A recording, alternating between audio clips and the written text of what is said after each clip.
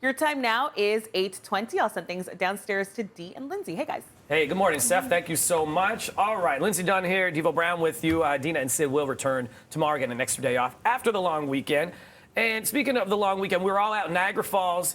John Paul was there with us as well, hyping everybody up, brainwashing our viewers with that fancy sign you have right now. You want to show off the great artwork again? Yeah, I wake up with JP. I like that. Two colors going on. It is pretty good. Making it pop. See? There was some effort. It I'm is here for catchy. it. Oh, you have the multicolor pen. Ooh, oh man, I had those like 15 years ago when I love that. I love those. All right, JP, after, of course, the show that we did in Niagara Falls, you were there with us. You took off to go to Halifax for a couple of shows there, doing your comedy tour. And we want to talk about that in a quick second, but yeah, we're going to talk about this. Dave Chappelle was attacked on stage. We know that the alleged attacker is Isaiah Lee. He said he was triggered by Chappelle's jokes. This is a few weeks ago now, around gays, bisexuals, and homelessness. So we want to know, because this is what Isaiah said, I identify as bisexual, and I wanted Dave to know what he said was triggering. I want him to know that next time he should consider first running his material by people it could affect. Do you feel, as a comedian, or in this situation for Dave Chappelle, that he should be running his material with subjects of the jokes? No. Well, here's what I will say, though. I will say that as a comedian, what you should be able to do, or have the wherewithal and the bravery to do, is to perform that same material in front of an audience that includes people that you would be talking about, which I think Dave Chappelle would. There are some comedians that'll just have their own audience and do their own material, not really thinking about anyone else. But for anyone who is even remotely either a serious fan or a peripheral fan of Dave Chappelle, you realize how prolific he is as someone who speaks and as a thinker. So I'm sure he chooses his words wisely, and he's just giving his viewpoint. And one of the last bastions of free speech is stand-up comedy, as far as I'm concerned. And you're not really supposed to be taking your viewpoints from a comedian. It's just our job to give our point of view on how we see the world. You talk about like comedians and free speech and all of that. Are you concerned at all with, like they're calling it a war on comedy, a cancel culture that, anything you say, like you can't really do? And are you worried in kind of adjusting your sets at all for this, that you're not going to be able to say the jokes you want because no matter what you're going to say, you're going to offend somebody?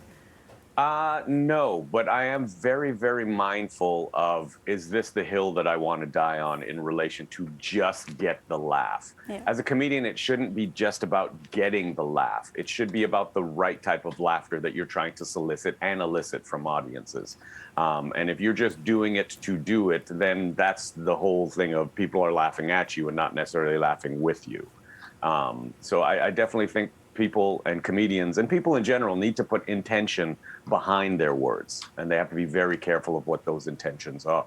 You can talk about that with the thoughtfulness that goes into telling a joke or story in that sense, and what is that message that you're coming around. But is there subject and material or lines that you feel comedians shouldn't be crossing?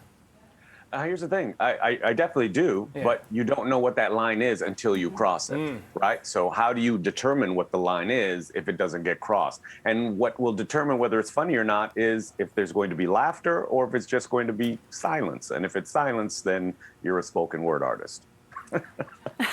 Right.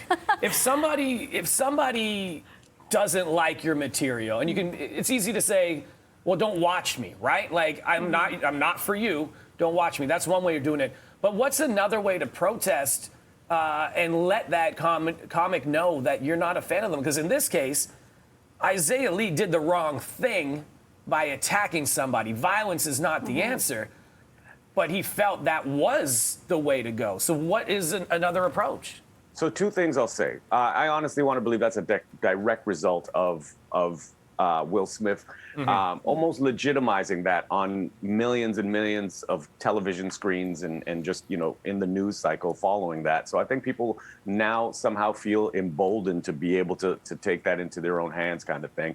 And I also want to believe, I'm quite certain, and I don't want anyone to quote or unquote, well, I don't want anyone to quote me, but I'm quite certain that Isaiah Lee probably might have a mental health issue.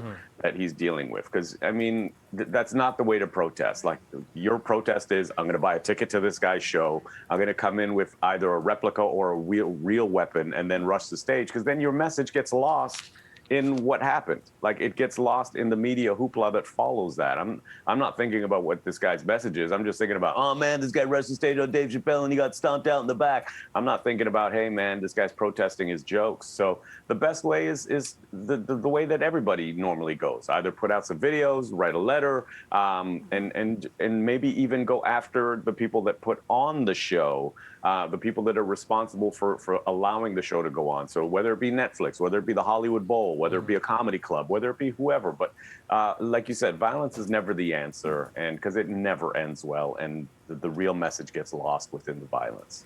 Have you noticed a shift at all within fellow comedians kind of trying to either switch their sets or even just that being fearful of somebody coming and attacking them on stage? Like, because some of this is not making the media hoopla of people attacking comedians on stage or whatever it may be. Actually, what I find is that we've dug in. We've dug in, and it's almost, I guess the term would be rallying or circling the wagons. And we almost now feel more connected to each other as performers and as comedians than we did before, because we realize this could happen to any one of us, you know? So it's almost become like a small joke. It's like, hey man, if someone rushes the stage, I got your back kind of thing, you know? Because you just never know. Like, I don't expect it to happen, but you just never know.